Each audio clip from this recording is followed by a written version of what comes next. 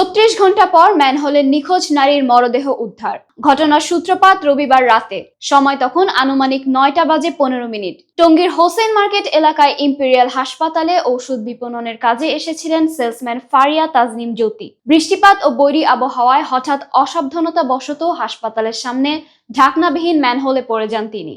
এক পর্যায়ে পানির প্রবল স্রোতে তিনি নিখোঁজ হন।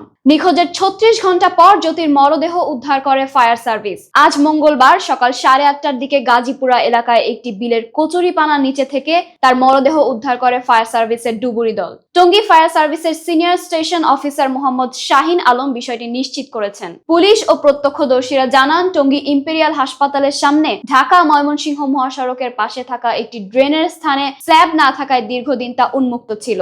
সেখানে কর্তৃপক্ষ কোনো স্ল্যাব বসায়নি, এমনকি সতর্কতামূলকও কোনো সাইনবোর্ড ছিল না। হেঁটে যাওয়ার সময় অসাবধানতাবশত ওই নারী খোলা ড্রেনের ভেতর পড়ে যান।